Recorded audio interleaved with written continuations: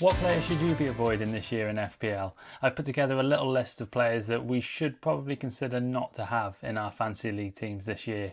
Some are a little bit surprising, some you probably expect.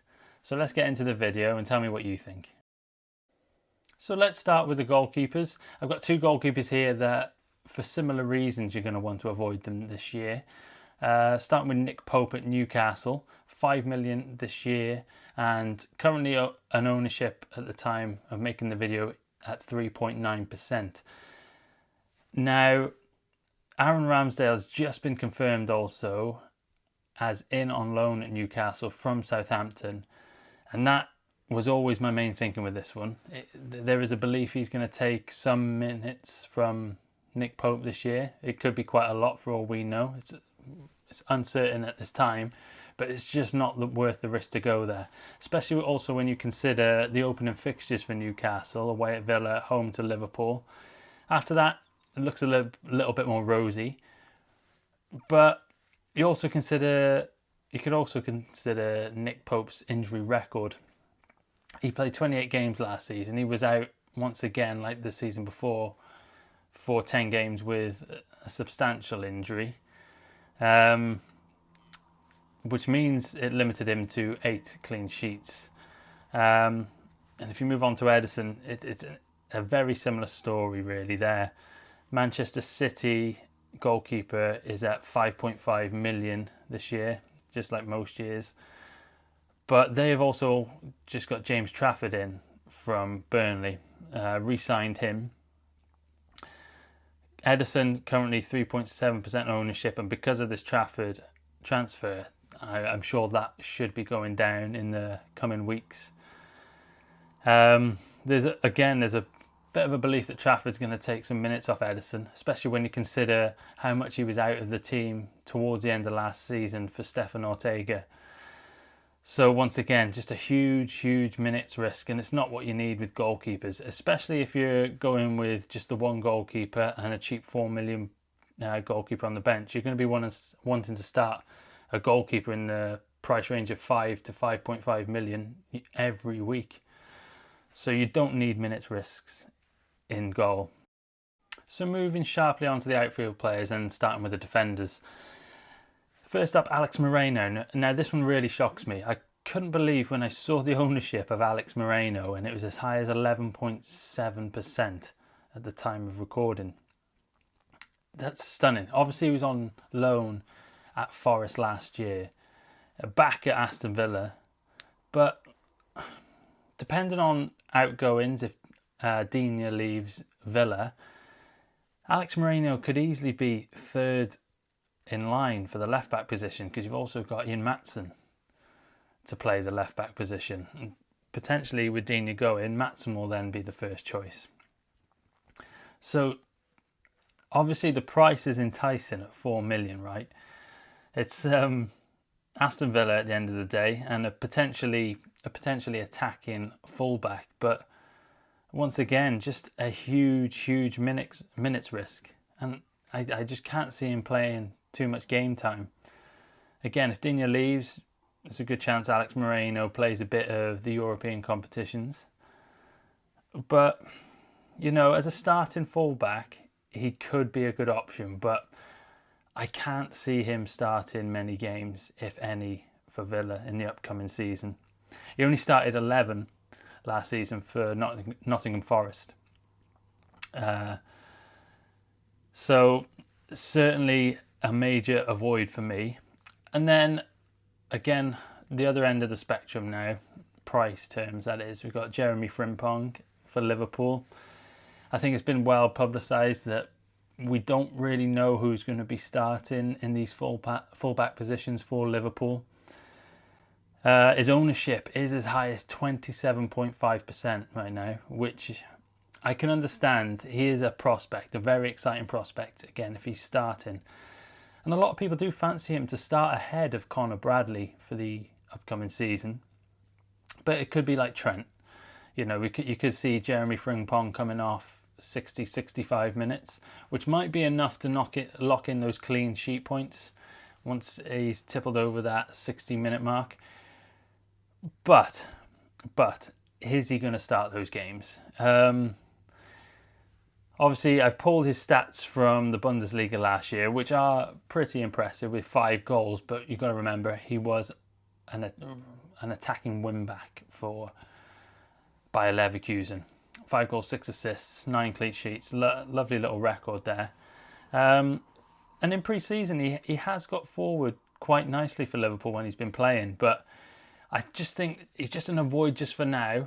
And maybe look into the first 3 games or so and just see who Liverpool go with.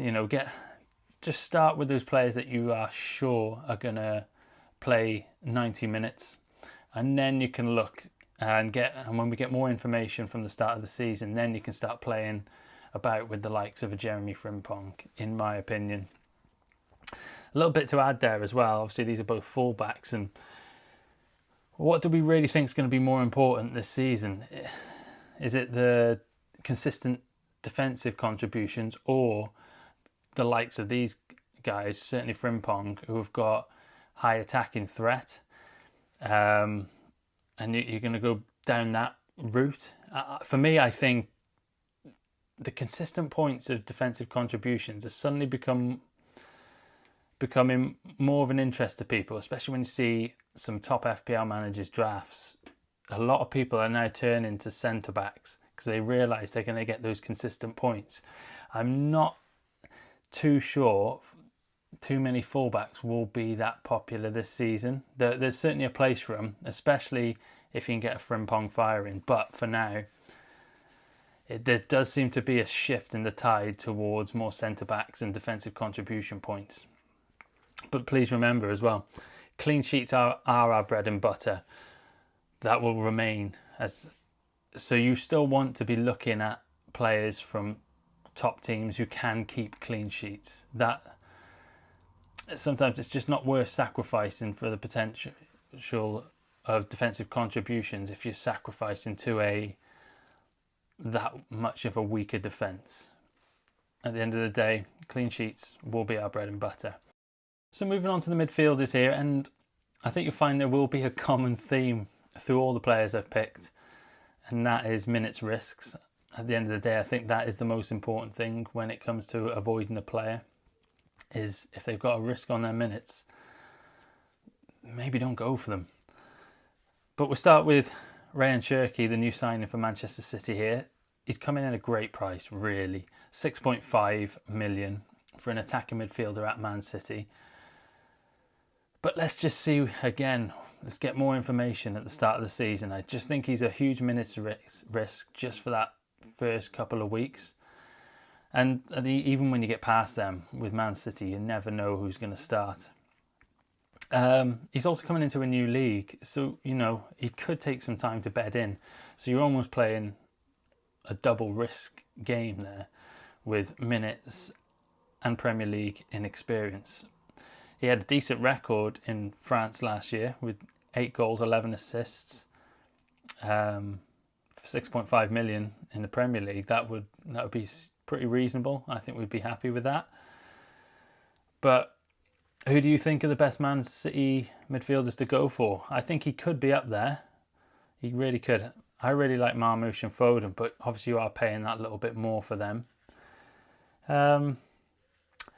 Let's see. Let's gain some more information. And to be honest, that could be the same with the next player, Pedro Neto, really. He's coming at 7 million, which for me is a little bit pricey for what he offers. 4.7% ownership. So he's not particularly high, but there obviously is a few people out there who fancy him. But 4 goals, 6 assists last season.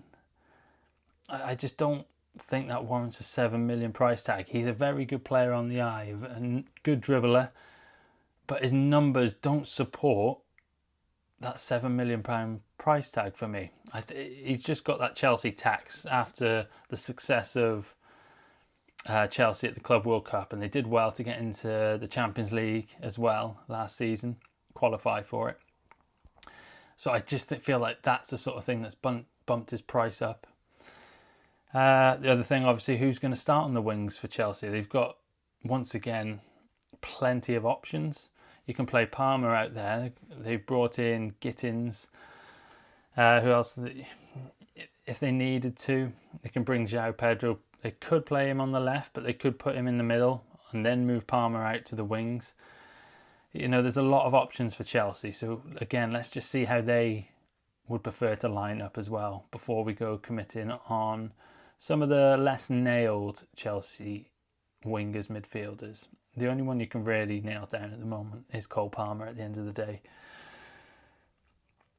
So once again, minutes risk are at the forefront of the discussion. So let's move on to the forwards. Okay, so I'm going to stick my neck on the line a little bit with this one. It depends how you guys see it. But first up, I've got Alexander Isak, currently 32% owned, pretty much. 23 goals, 6 assists last season, 23.92 expected goal involvements. You know, I don't need to sell Alexander Isak to you.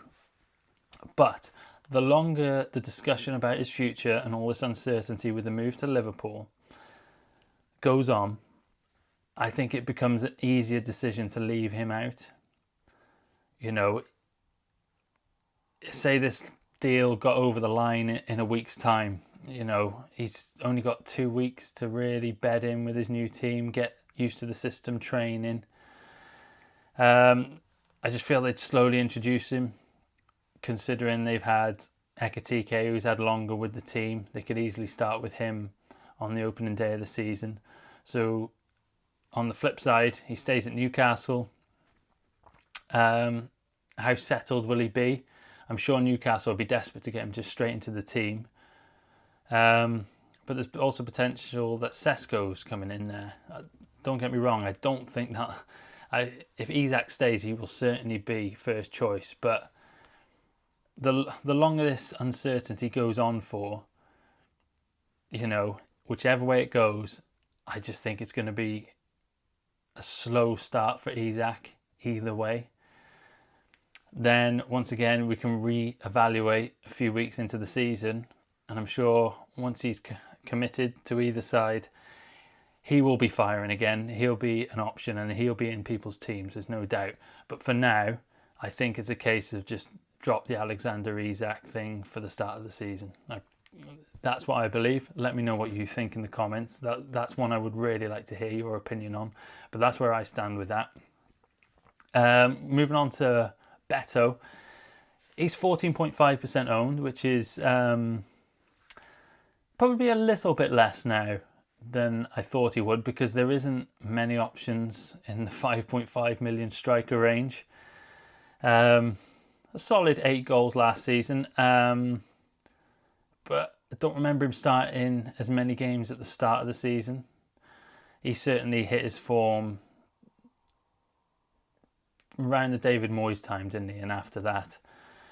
But obviously with him now, there's this talk of Barry playing up front, the new striker coming in, and that he's coming at 6.5 million. So there's a belief that he will take the lead striker role. I don't mind Beto. I don't mind him, but again, you just got a huge minutes risk there.